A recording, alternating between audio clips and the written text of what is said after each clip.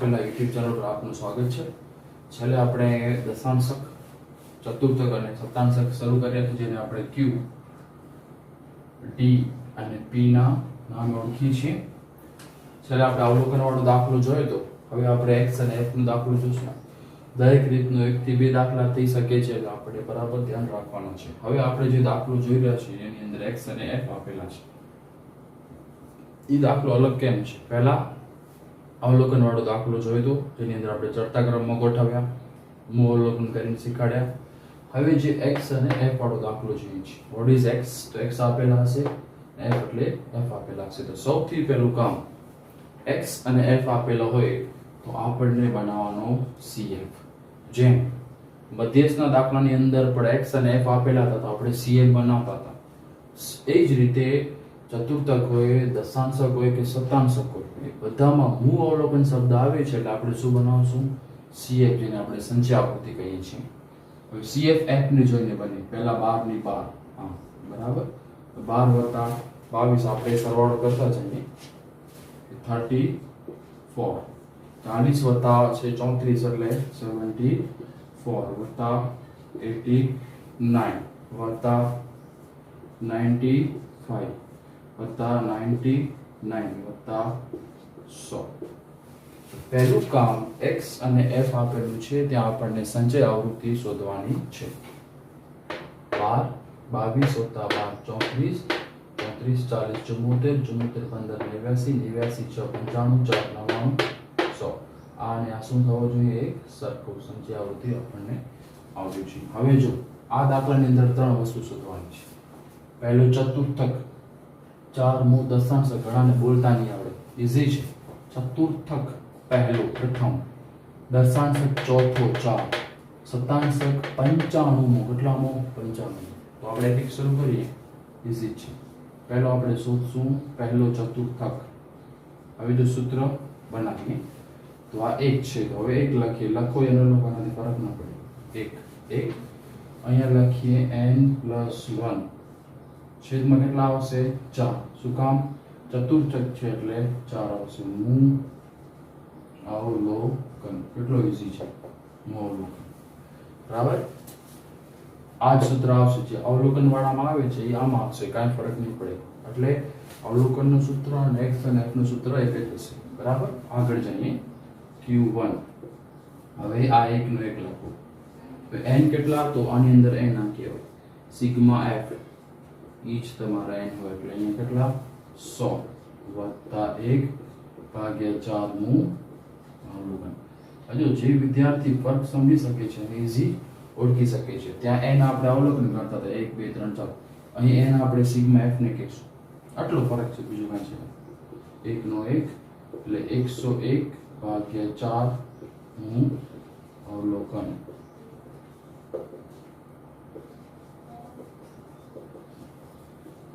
એકસો 1/4 કરશું, બરાબર. તો કેટલા આવશે? 25.25 મું અવલોકન, યામાં અવલોકનની અંદાજિત કિંમત.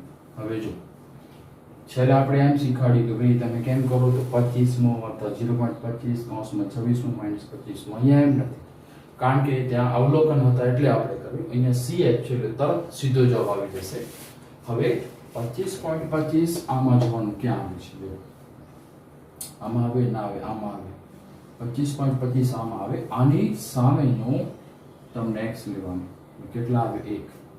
તો q1 તમારો જવાબ કેટલો આવશે? 1 આવશે, બરાબર. કેટલો સહેલો છે જુઓ. q1 કેટલો આવી ગયો? 1.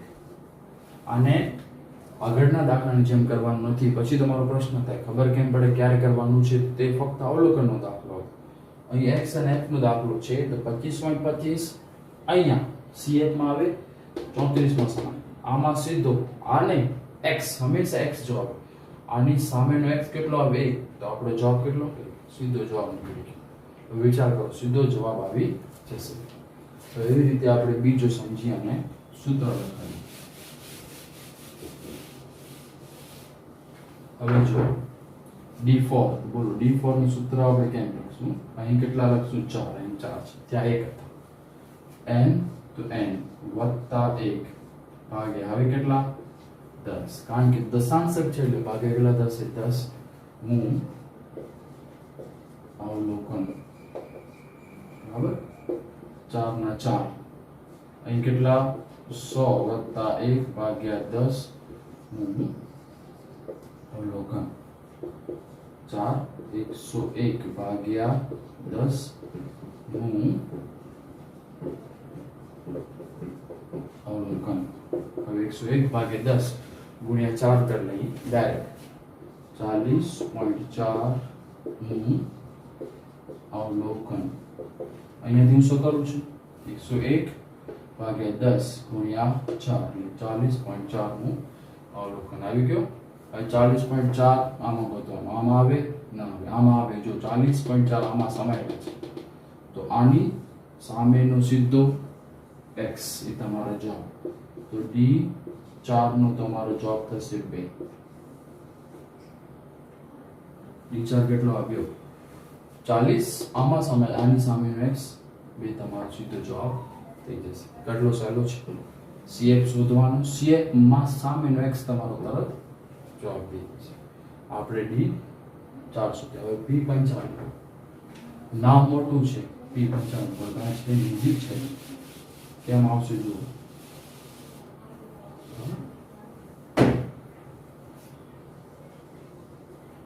P95 નું સૂત્ર બનાવતા આવડું છે. પહેલા કેટલા લખવાના 95 છે એટલે 95 લખવાનું. n વત્તા 1 છેદમાં કેટલા 100. જે વિદ્યાર્થી છેદમાં લખવાની ભૂલ કરશે એનો જવાબ એની ગણતરી ખોટી છે. ચતુર્થક બરાબર છેદમાં 4, દશાંશક છેદમાં 10, શતાંશક ભાગ્યા 100. એટલો છે 95 100 વત્તા 1. દરેક વખતે આને આ 100 ક્યાંથી આવે હું અવલોકન 95 101 ભાગ્યા 100 હું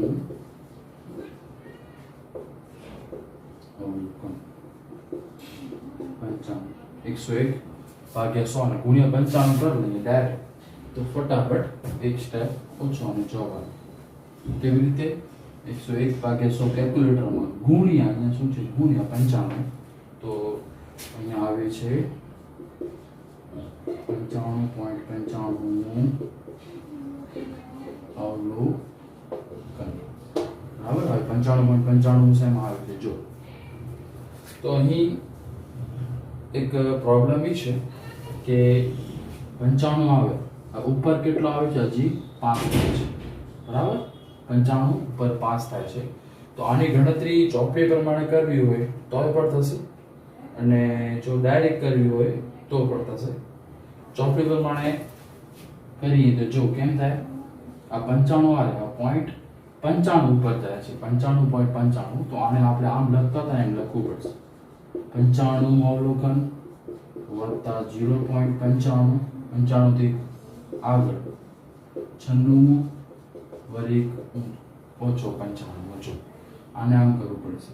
પણ આવું એક જ સંજોગોમાં થાય છે જ્યારે 95 અહીંયા આપેલા છે અને 0.5 અહીંયા આવે છે.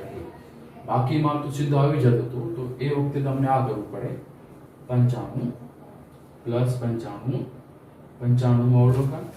આમાં કેમ છે 95 અવલોકન ને સામે કેટલા 4 લખવાના 4 0.95 આ ક્યાં આવે 0.5 વાળા અવલોકન વાળા સામે 96. હવે 96 આમાં આવે એનો x કેટલો 5 -4 એટલે 4 વત્તા 0.95 થાય. અહીંયા તો 1 થઈ ગયો એટલે જવાબ આવે 4.95. એટલે આને આપણે બીજી ભાષામાં કહીએ તો આનો જવાબ કેટલો થાય 5 થાય. બરાબર. હવે જે વિદ્યાર્થીને આવું નથી કરવું તો ડાયરેક્ટ કેમ લખશે 95.95 95 આમાં છે હજી 95 છે તો હવે આને લઈ લે કે ભાઈ આમાં 95.95 હશે. આની સામેનો x જુઓ કેટલો 5 તો સીધો 5 જવાબ આવી ગયો. આ બંને જવાબ ચાલશે એની અંદર કંઈ પણ છે ક્વેરી નહીં થાય. આ બંને જવાબ બોર્ડની અંદર માને છે 4.95 નું પોઈન્ટ પ્રમાણે જોઈએ કેટલા થાય 5 થાય. અને સીધા ડાયરેક્ટ કરવા હોય તો 95.95 આમાં સમાયેલા છે આનો સામેનો x કેટલા 5 તો પણ થઈ જશે. તો આની અંદર આપણે ફક્ત એક વસ્તુ નવી જોઈ. કઈ વસ્તુ?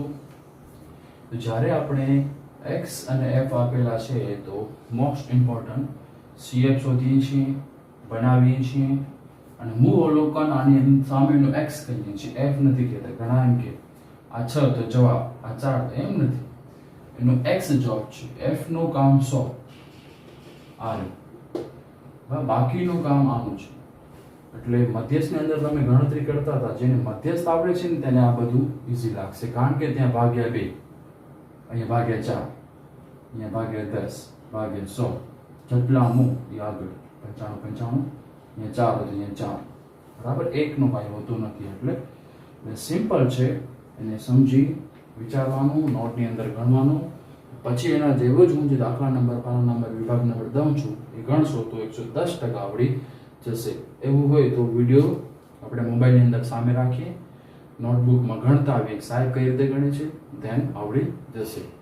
તો આવી રીતે આજે આપણે ઉદાહરણ નંબર 27 પહેલા લીધો, કારણ કે x અને f વાળો. તો હવે ઉદાહરણ નંબર 26 હવે લેશું, જે વર્ગ વાળો છે, આગળના વિડીયોમાં. અસ્સલામુ અલૈકુમ.